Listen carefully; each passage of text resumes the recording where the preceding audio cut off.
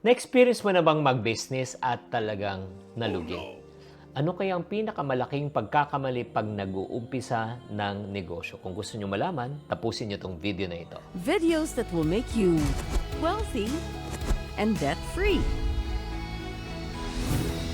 Hi there, this is Shinkitan, your pambansang wealth coach. May napanood po akong video na galing talaga, sobrang galing. Caught really my attention yung Team Podcast po. Nung na-interview po ang isang former seaman, na balik Pinas na po, na walang iba kundi si Coach Mix Jose. Ito po siyang vlogger. Parating siyang nakikita po natin sa mga TikTok na nanenermon or sa Facebook. At ito yung po siya po ay missionaire po nung siya ay nagnegosyo. Ano po ang kanyang naging karanasan nung siya po ay mag-business? Let's watch this. Kasi I was aiming to buy my first unit ng jeep. Memorization skills ka na lang, gano'n na lang. Wala ka magagawa dahil, di ba? Tapos alam mo yung apakasakit kasi lahat ng inipon mo na yun, nawala. Bakit? Ano nangyari? Hindi na manage, madaling sabi, hindi na manage ng maigi, nananakawan ng driver, hindi pa kumikita hanggang sa nangyari, nalaglagan ng makina. Nag-fail yung, nagka-engine failure siya na hindi mo na maaayos basically. So it might as well buy something brand new.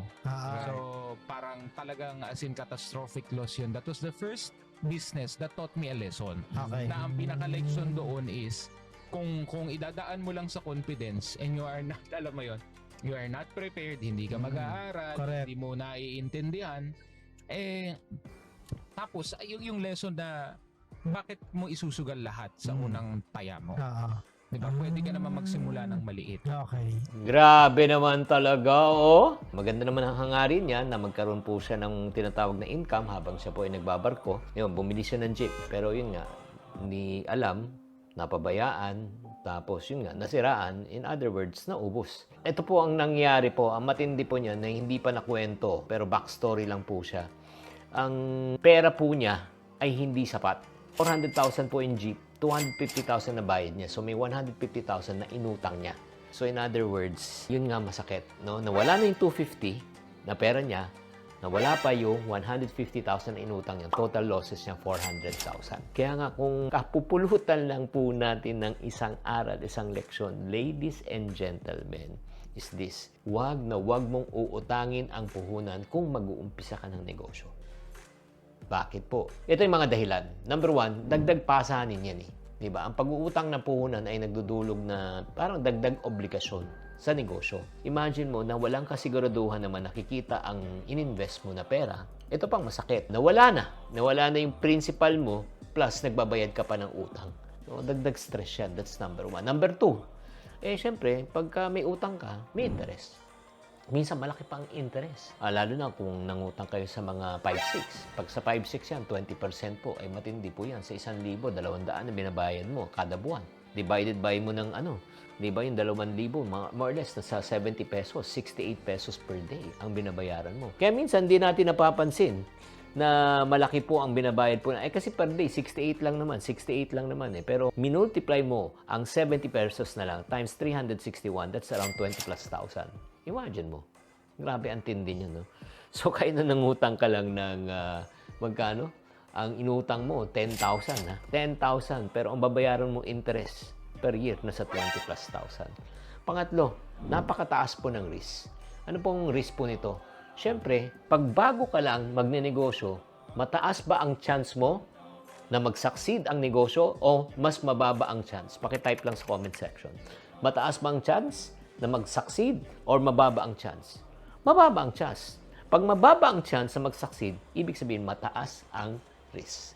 Kaya nga, importante po talaga, bago ka talagang mangutang, siguraduhin mo muna na talagang sigurado na talagang kikita. And then ito pa, meron pa tayong tinatawag na limited flexibility.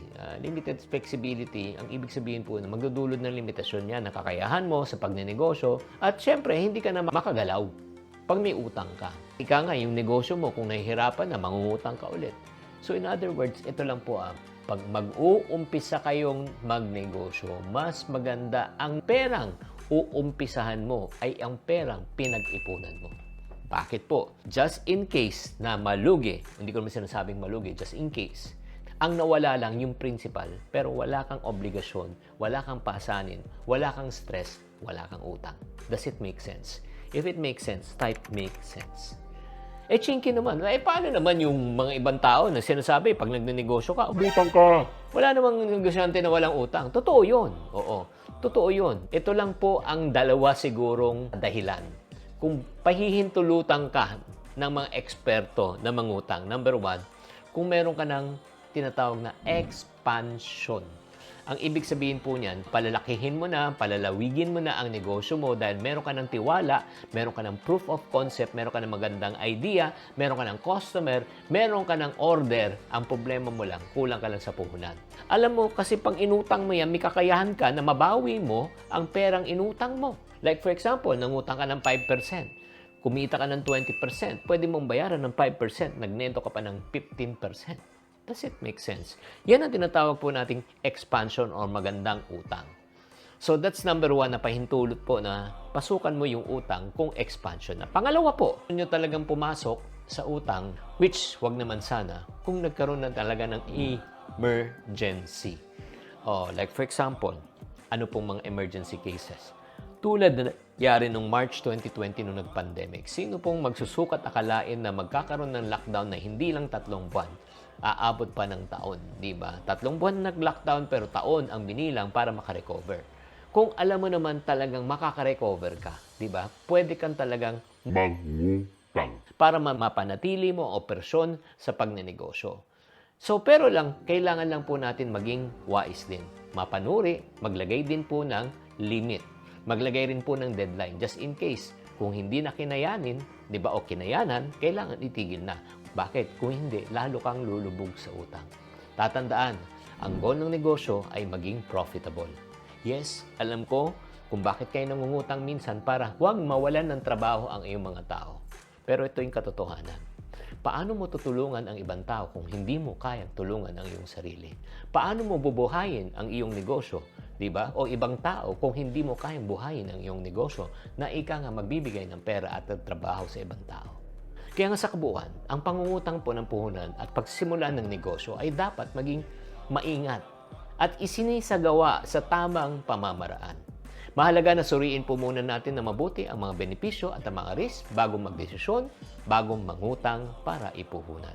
Nagustuhan mo ba tong episode na ito at naliwanagan ka? At sana kapulutan natin ng aral yung nangyari po kay Mix. Kaya nga kung gusto niyo mapanood po ang buong version, puntahan niyo lang po ang channel ng Team Mawa. At para naman sa mga tao na gustong magnegosyo at maiwasan ang iba pang pagkakamali. Gusto mo pang maiwasan ang ibang pang pagkakamali sa pagnenegosyo? Pag gusto mo maiwasan iba pang pagkakamali, all you need to do is just click the link sa comment section to know more.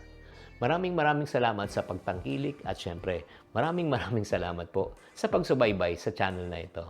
Kung nagustuhan itong channel ito, don't forget to follow and subscribe. Tatandaan, tamang karunungan, tamang disiplina po ang susi sa pagyaman.